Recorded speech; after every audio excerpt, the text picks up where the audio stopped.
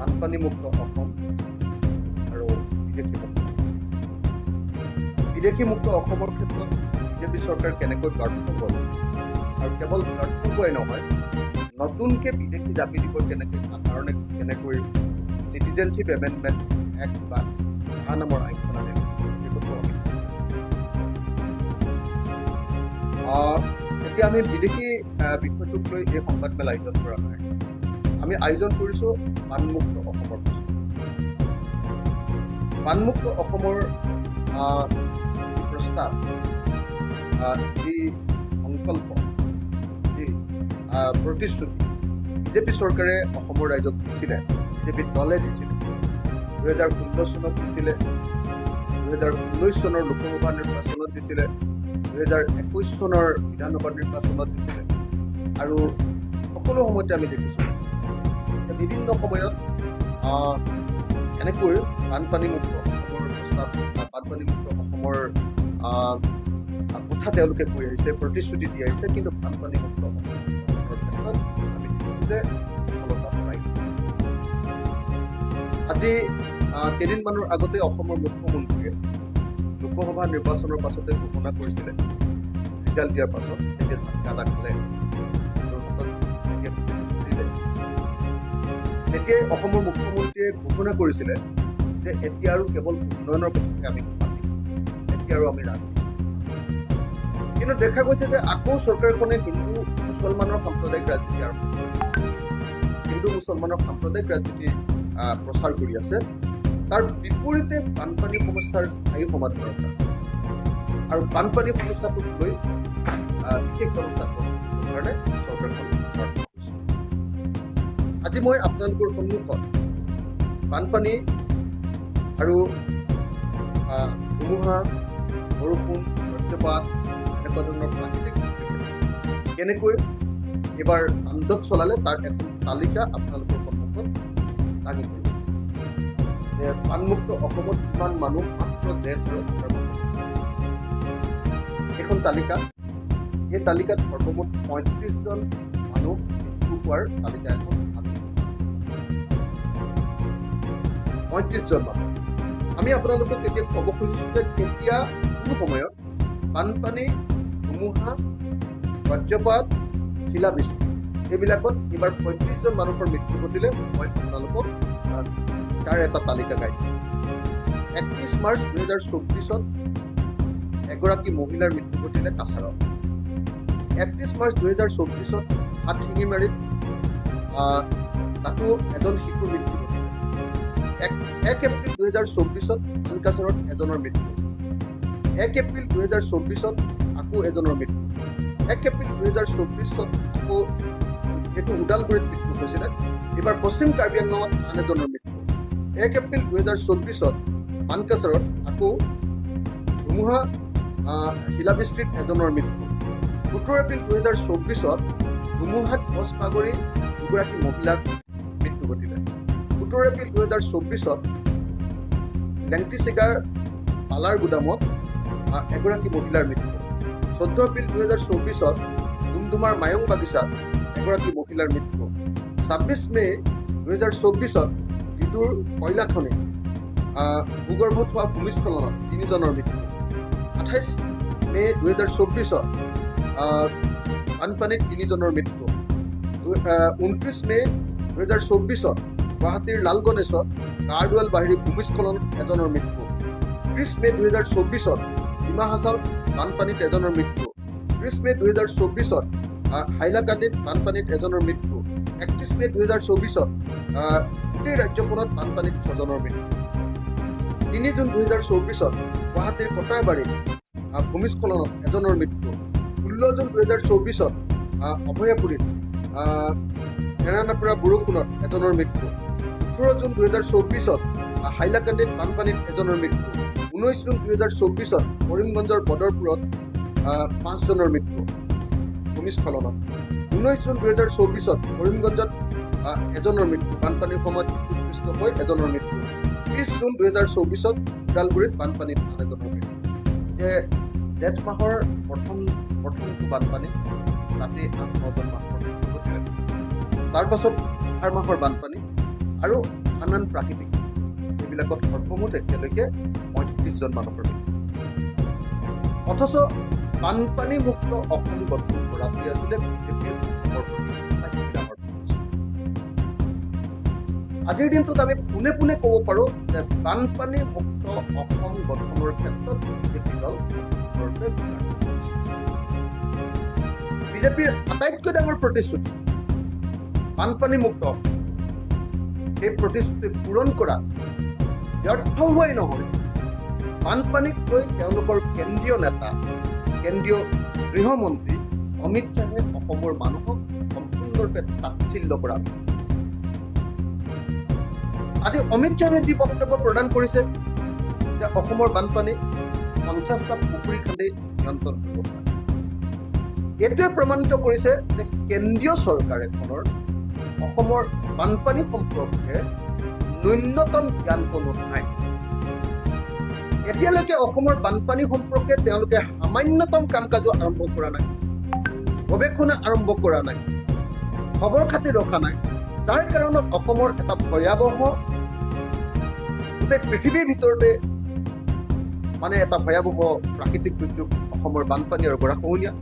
সেই গৰাখহনীয়া আৰু বানপানী সমস্যাটো সমাধানৰ ক্ষেত্ৰত কেন্দ্ৰীয় চৰকাৰখনৰ এটা ভিজন, সেই ভিজনটোৰ যে অভাৱ, সেই ভিজনটো সততে কৈ থকা হয় যে কেন্দ্ৰীয় চৰকাৰে সদায় অসমক মাহিয়াৰ দৃষ্টিকোণেৰে চায়। অসমৰ সম্পদসমূহৰ কেন্দ্ৰীয় চৰকাৰে লাগে, অসমৰ টেক্স কেন্দ্ৰীয় চৰকাৰে লাগে, কেন্দ্ৰীয় চৰকাৰক লাগে, অসমৰ তেল, অসমৰ কয়লা, অসমৰ চূণশিল সকলো সম্পদৰ মালিক কেন্দ্ৰীয় চৰকাৰ।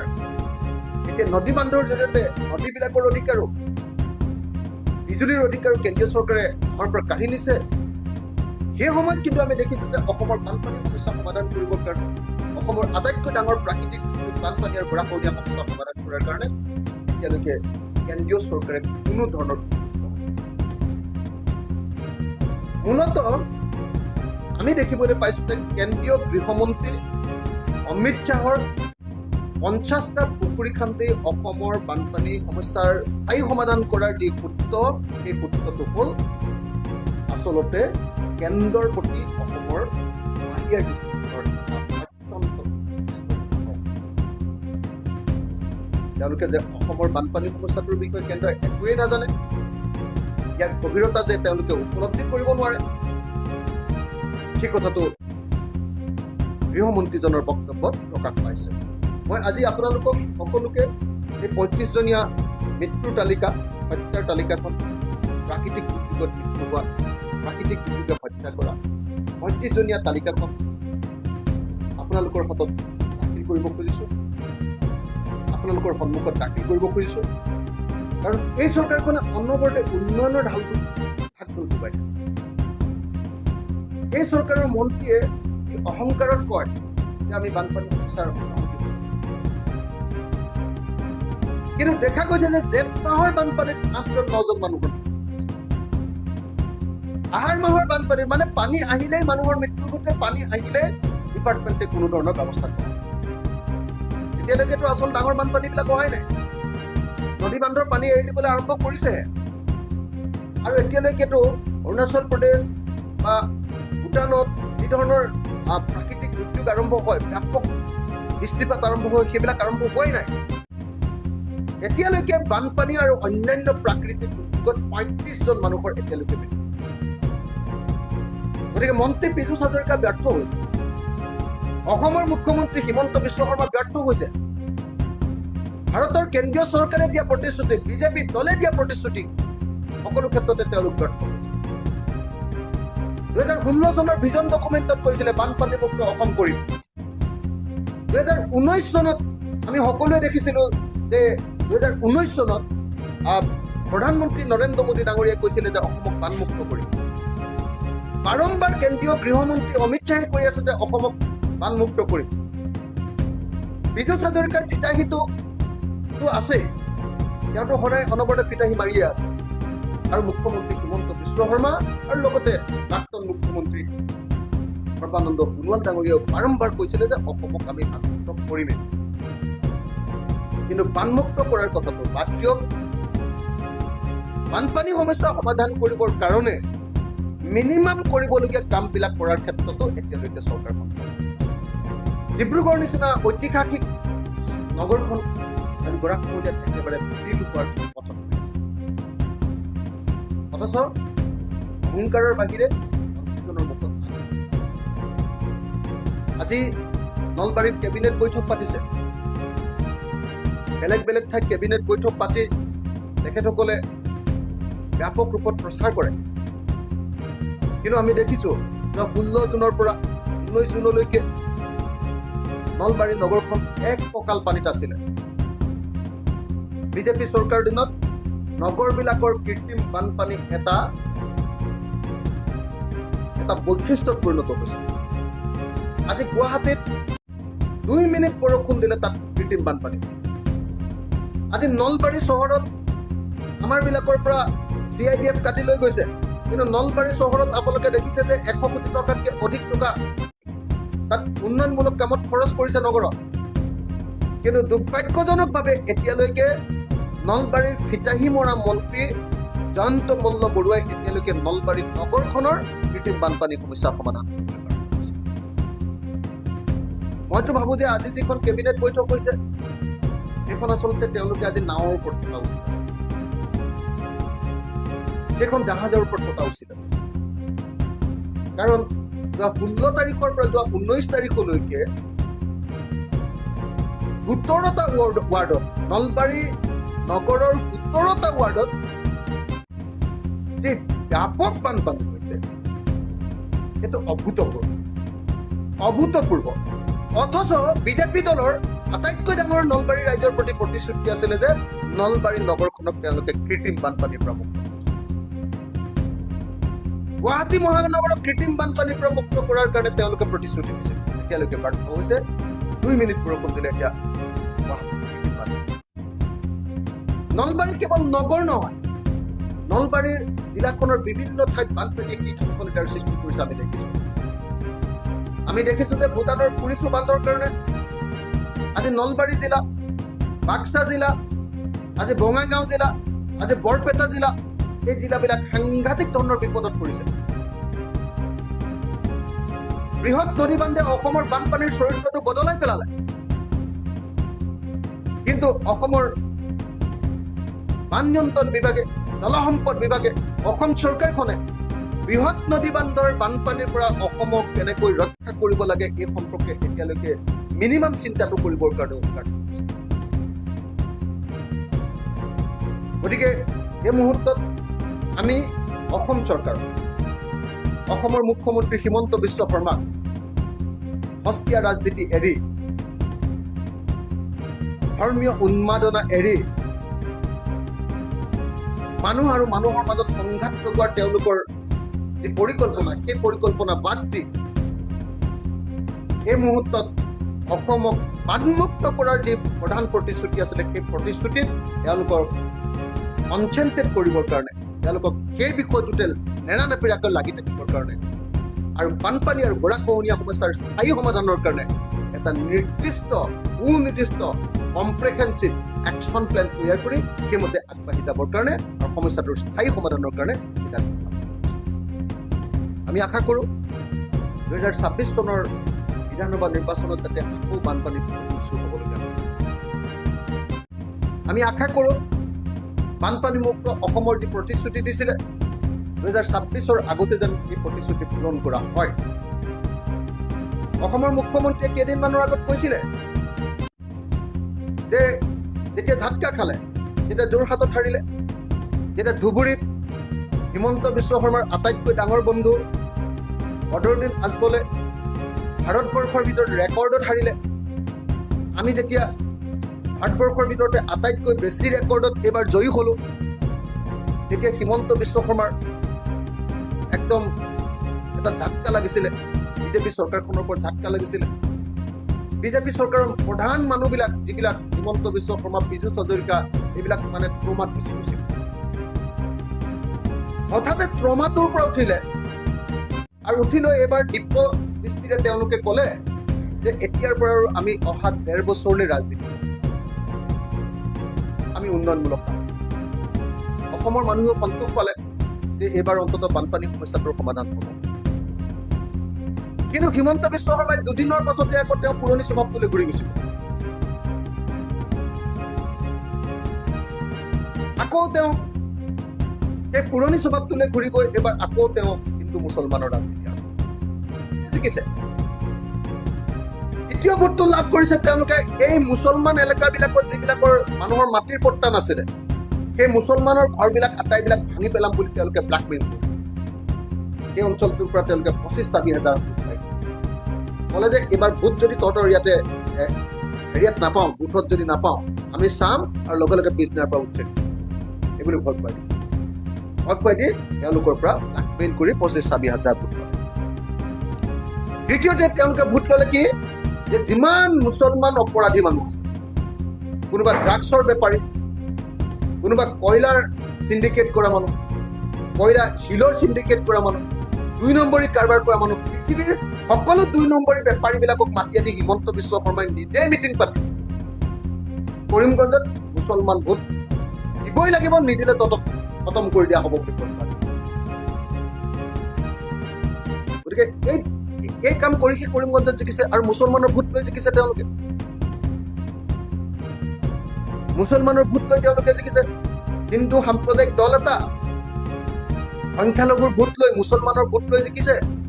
আৰু তাৰ পাছত নিৰ্বাচনত জিকাৰ পাছতে এইবাৰ আকৌ আৰম্ভ কৰি দিছে যে মুছলমানে তেওঁলোকক ভোট দিয়া নাই, ৰাইজক সাৱধান হ'বৰ কাৰণে আৰু বিশেষভাৱে সংখ্যালঘু ৰাইজক সাৱধানেৰে আগবাঢ়িবৰ কাৰণে, তেওঁলোকে যাতে তেওঁলোকৰ কোনো কামে যাতে এই চৰকাৰখনক ষড়যন্ত্ৰ কৰিবৰ কাৰণে ৰাস্তাটো খুলি দিয়ে, অজুহাত এটা যাতে। মই সেইকাৰণে সংখ্যালঘু ৰাইজকো সকীয়াই দিছো, সংখ্যালঘু সমাজখনে সাৱধান হওক, কাৰণ সাম্প্ৰদায়িক বিজেপি দল, মৌলবাদী বিজেপি দলে হিন্দু মুছলমানৰ মাজত সংঘাত লগাব পাৰে। গতিকে প্ৰত্যেকজন অসমীয়া মানুহকে, হিন্দু, মুছলমান, খ্ৰীষ্টান, জৈন, বৌদ্ধ, শিখ, প্ৰত্যেকজন অসমীয়া মানুহকে মই বিজেপি দলৰ এই ষড়যন্ত্ৰৰ প্ৰতি সচেতন হৈ থাকিবৰ কাৰণে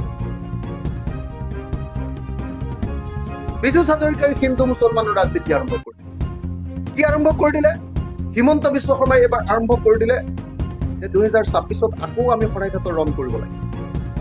মানে বিদেশী মুক্ত অসম গঠন কৰি মোগলক পৰাজিত কৰাৰ যি প্ৰতিশ্ৰুতি আছিলে, এই প্ৰতিশ্ৰুতি তেওঁলোক পূৰণত ব্যৰ্থ হ'ল। সেইকাৰণে আকৌ চিঞৰিছে যে 26ত আকৌ আমি শৰাইঘাটৰ ৰণ কৰিব লাগিব। 2026ত বোলে শৰাইঘাটৰ ৰণ এইকাৰণে কৰিব লাগিব যে এইবাৰ নৰেন্দ্ৰ মোদীৰ পৰা ঘৰ ল'লে, নৰেন্দ্ৰ মোদীৰ পৰা PM কিষাণ ল'লে আৰু নৰেন্দ্ৰ মোদীৰ পৰা বোলে অৰুণোদয় ল'লে। কিন্তু অৰুণোদয় লৈও বোলে এইবাৰ অসমৰ সংখ্যালঘু ৰাইজে তেওঁলোক, অসমৰ শিক্ষকসকলে তেওঁলোকক আৰম্ভ হিমন্ত বিশ্ব শৰ্মাৰ পুৰণি স্বভাৱ। আমি ভাবিছিলো যে এইবাৰ ঝাটকাটো খাই ব্ৰহ্মাটোৰ পৰা উঠি এইবাৰ তেওঁলোকে সঁচা সঁচিকে উন্নয়নমূলক কামত লাগিব, সস্তীয়া সাম্প্ৰদায়িক সংঘৰ্ষমূলক ৰাজনীতি। কিন্তু দুৰ্ভাগ্যৰ কথা, হিমন্ত বিশ্ব শৰ্মাই পুৰণি স্বভাৱটোলৈ আকৌ ঘূৰি গুচি গ'ল। আকৌ ক'লে যে নহয়, অসমৰ মুছলমানৰ কাৰণে এনেকুৱা ঘটনা সংঘটিত হ'ব। তেওঁ ক'লে যে অসমৰ মুছলমানে তেওঁলোকক ভোট দিয়া। আৰে যদি তোমালোকক মুছলমানে ভোট দিয়া নাই, কৰিমগঞ্জত কেনেকে জিকিলা? কৰিমগঞ্জততো মুছলমানৰ সংখ্যা 1,77,000 বেছি, আৰু তোমালোক জিকিছে মাত্ৰ 17,000, আমি হাৰিছো মাত্ৰ 17,000। তাৰমানে মুছলমান মানুহে ভোট নিদিয়াকে তোমালোকে কৰিমগঞ্জত জিকিলা।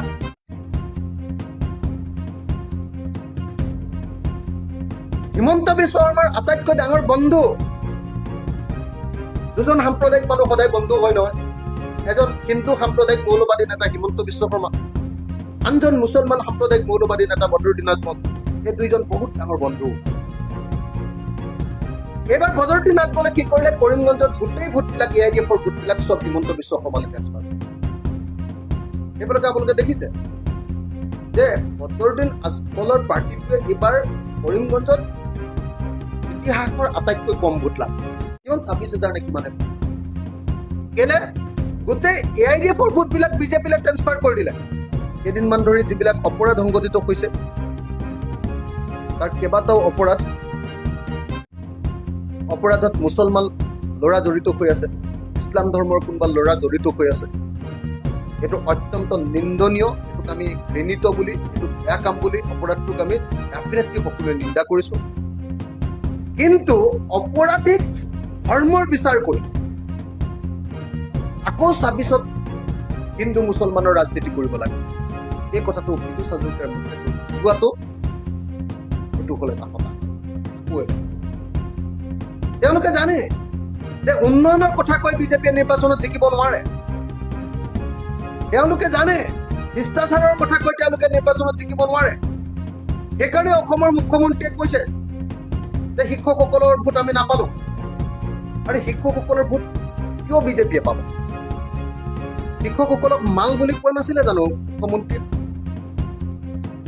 টিভিৰ সন্মুখত বহুৱাই কোনোবা এজন শিক্ষকৰ মদ্যপান কৰাৰ উদাহৰণ দেখুৱাই সমগ্ৰ শিক্ষক জাতিক গালি পৰা নাছিলে নে অসমৰ মুখ্যমন্ত্ৰীজনে আৰু অসমৰ শিক্ষামন্ত্ৰীজনে পদে পদে অসমৰ শিক্ষক সমাজক অপমান কৰা নাইনে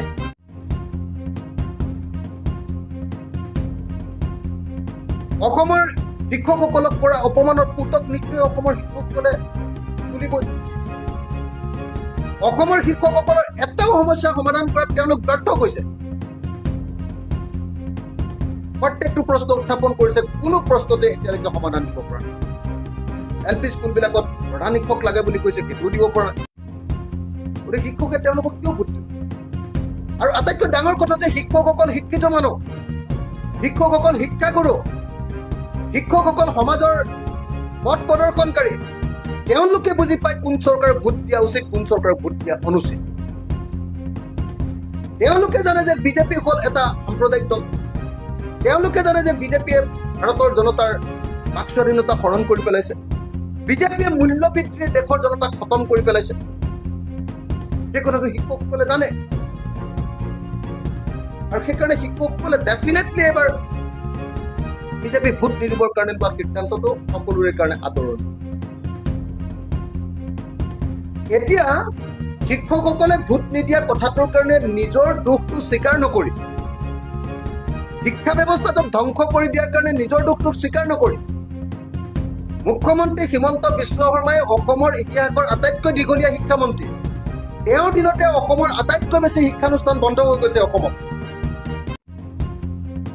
তেওঁৰ দিনতে অসমৰ শিক্ষা ব্যৱস্থা ধ্বংস হৈ গৈছে বিদ্যালয়বিলাকৰ সকলোতে পানী পৰাৰ অৱস্থা কোনো এখন স্কুল ভালকে চলি থকা নাই কোনো আন্তঃগাঁথনি নিৰ্মাণ কৰিব পৰা নাই ভাল চাৰ্ভিছ ছাত্ৰ ছাত্ৰীসকলক দিয়াবৰ কাৰণে যি ব্যৱস্থা কৰিব লাগে কোৱালিটি এডুকেশ্যন তাৰ ব্যৱস্থা গ্ৰহণ কৰিব পৰা নাই কেৱল শিক্ষকসকলক ৰাজহুৱাভাৱে গালি পৰাৰ বাহিৰে বাস্তৱতে তেওঁলোকে বিজেপি চৰকাৰখনে কৰি পৰা গতিকে বুজি উঠিছে যে দেশ আৰু জাতিৰ গাদ্দাৰ দেশ আৰু জাতিৰ শত্ৰু বিজেপিক ভোট নিদিয়াটো দেশৰ সকলো গণতান্ত্ৰিক মানুহৰ পবিত্ৰ কৰ্তব্য বুলি শিক্ষকসকলে বুজি উঠিছে আৰু সেইকাৰণে শিক্ষকসকলে নিজেও ভোট দিয়া নাই সেইটোৰ পৰা শিক্ষা ল'ব লাগিছিলে যে আমি ভুল কৰিছো উল্টাই এতিয়া কি কৰিছে শিক্ষকসকলক শাস্তি দিবৰ কাৰণে বিজেপি চৰকাৰে সেইকাৰণে এই মুহূৰ্তত আমি এটা কথা ক'ব খোজো মুখ্যমন্ত্ৰী ডাঙৰীয়া আপোনাৰ যিটো এতিয়া ইলেকশ্যনৰ পাছত আমি যিটো ট্ৰেণ্ড দেখিছো 2026ৰ নিৰ্বাচনৰ আগত যেন বিজেপিয়ে অসমত বহুত ডাঙৰ সাম্প্ৰদায়িক সংঘৰ্ষ লগাই দিব এনেকুৱা নিৰ্বাচনটো যোৱাৰ পাছতে অৰ্থাৎ 2024 চনৰ নিৰ্বাচনত যেতিয়া অসমৰ মানুহ বিজেপিৰ বিৰুদ্ধে বুলি উপলব্ধি কৰি দিলে লগে লগে এতিয়া হিন্দু মুছলমানৰ সংঘাত লগাবৰ কাৰণে হিন্দু মুছলমানৰ মাজত পোলাৰাইজেশ্যনৰ ৰাজনীতি এটা আৰম্ভ আমি ৰাইজৰ দলে শংকা প্ৰকাশ কৰিছো যে হিমন্ত বিশ্ব শৰ্মাৰ নিচিনা অত্যন্ত ষড়যন্ত্ৰকাৰী মুখ্যমন্ত্ৰীজনে হয়তো 2026 চনৰ নিৰ্বাচনৰ আগে আগে অসমত ডাঙৰ সাম্প্ৰদায়িক সংঘৰ্ষ ঘটাব পাৰে। বিজেপি আৰু RSSে হয়তো অসমত বহুত ডাঙৰ সাম্প্ৰদায়িক সংঘৰ্ষ ঘটাব পাৰে, যাতে হিন্দু আৰু মুছলমানৰ মাজত এটা পোলাৰাইজ ৰাজনীতি কৰিব পাৰে, যাক তেওঁলোকে শৰাইঘাটৰ শেষ সকলো ক্ষেত্ৰতে ব্যৰ্থ হৈছে। ইমান ধৰ্মৰ কথাই কৈ থাকে এইখন চৰকাৰে, কিন্তু অম্বুবাচী মেলাখন আপুনি জয়ন্ত মল্লবৰুৱাৰ কথা শুনিলেতো এনেকুৱা লাগে যে পৃথিৱীৰ শ্ৰেষ্ঠ মন্ত্ৰীজন জয়ন্ত মল্লবৰুৱা। হিমন্ত বিশ্ব শৰ্মাৰ কথা শুনিলেতো এনেকুৱা লাগে যে মানে পৃথিৱীত আৰু আচলতে হিমন্ত বিশ্ব শৰ্মা চৰকাৰৰ নিচিনা চৰকাৰ এখন এই পৃথিৱীত জন্মই হোৱা নাছিল। আৰু পীযুষ হাজৰিকাৰ কথা শুনিলে এনেকুৱা লাগে যে এনেকুৱা চৰকাৰ সঁচাকে পোৱাটো অসমীয়া মানুহৰ কাৰণে ভাগ্যৰ কথা যেন লাগে শুনিলে। কিন্তু প্ৰত্যেকটো ক্ষেত্ৰতে ব্যৰ্থ। পীযুষ হাজৰিকা বানপানী নিয়ন্ত্ৰণত ব্যৰ্থ, জয়ন্ত মল্লবৰুৱা ব্যৰ্থ, আনকি অম্বুবাচী মেলাখন পাতাৰ ক্ষেত্ৰত তেওঁলোকে অনবৰতে ধৰ্মৰ কথা কি, তেওঁলোকে পাৰিলে নিজে অনবৰতে সন্যাসীৰ ড্ৰেছে পিন্ধে। আপোনালোকে দেখিছে মুখতটো অনবৰতে ধৰ্মই কাম কাজ সকলোবিলাক ধৰ্ম, সদায় মন্দিৰ পূজা সেৱাতে তেওঁলোকে।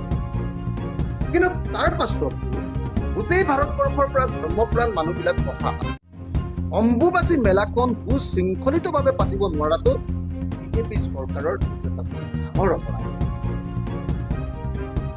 আমিতো দেখা নাছিলো, আমাৰ জীৱনকালত দেখা নাছিলো যে সাধু সন্যাসীয়ে প্ৰতিবাদ কৰি কামাখ্যাৰ দুৱাৰখন বন্ধ কৰি দিয়ে, ধৰ্ণা দি আন্দোলন কৰি অৱৰোধ কৰে। এইটোতো আমি দেখা নাছিলো। এইটো সম্ভৱ কৰি তুলিছে অসমৰ হিমন্ত বিশ্ব শৰ্মাৰ বিখ্যাত চৰকাৰখনে। পৃথিৱীৰ বিখ্যাত মন্ত্ৰী জয়ন্ত মল্লবৰুৱাৰ কাৰ্যকালত এইবাৰ অম্বুবাচী মেলাত 2024 চনৰ অম্বুবাচী মেলাত কামাখ্যাত এইবাৰ সাধু সন্তবিলাকৰ প্ৰতিবাদে এইটো প্ৰতিপন্ন কৰিলে এখন ধৰ্মীয় মেলা সুচাৰুৰূপে পালন কৰাটো উচিত। দুৰ্ভাগ্যজনক, ইমান দিন জীৱনটোত দেখিলো গুৱাহাটীতে 2003 চনৰ পৰা আছো। 2003 চনৰ পৰা এনেকুৱা মেলা এখনত অম্বুবাচী মেলাত ধৰ্মীয় অনুষ্ঠান এটাত এনেকুৱা বিশৃংখলতা দেখা নাছিলো, এনেকুৱা ব্যৰ্থতা দেখা নাছিলো, এনেকুৱা প্ৰতিবাদ সাধু সন্তৰ এনেকুৱা প্ৰতিবাদ দেখা নাছিলো। কিন্তু এইটো সম্ভৱ কৰি তুলিলে প্ৰখ্যাত মন্ত্ৰী, বিখ্যাত মন্ত্ৰী, অসমৰ এজন শ্ৰেষ্ঠ মন্ত্ৰী, তথাকথিত শ্ৰেষ্ঠ মন্ত্ৰী জয়ন্ত মল্ল। হিমন্ত বিশ্ব শৰ্মাটো একদম ছুপাৰ মুখ্যমন্ত্ৰী হৈয়ে এজন ছুপাৰ মন্ত্ৰী পীযুষ হাজৰিকা আৰু জয়ন্ত মল্লবৰুৱাৰ কাৰ্যকলাপ আছে। 35 জন মানুহ মৰিছে যোৱা সময়খিনিত প্ৰাকৃতিক যে তাৰো আহাৰ। অম্বুবাচী মেলাখন তাত সকলো শ্ৰেণীৰ সাধু সন্তবিলাকে প্ৰতিবাদ কৰি পথ অৱৰোধ কৰিছে, মূল প্ৰৱেশদ্বাৰতে পথ অৱৰোধ কৰিছে। এয়াই হ'ল অসমত আজিৰ দিনটোত বিজেপি চৰকাৰৰ পাৰফৰ্মেন্স। বিজেপি চৰকাৰ ব্যৰ্থ যে গৈছে এই কথাটো নতুনকৈ আৰু কাম কৰাৰ প্ৰয়োজন নাই। আৰু বিশেষভাৱে 2024 চনৰ লোকসভা নিৰ্বাচনৰ পাছত এই লোকসভা নিৰ্বাচনত ব্যাপক ৰূপত তেওঁলোকে পৰাজিত হৈ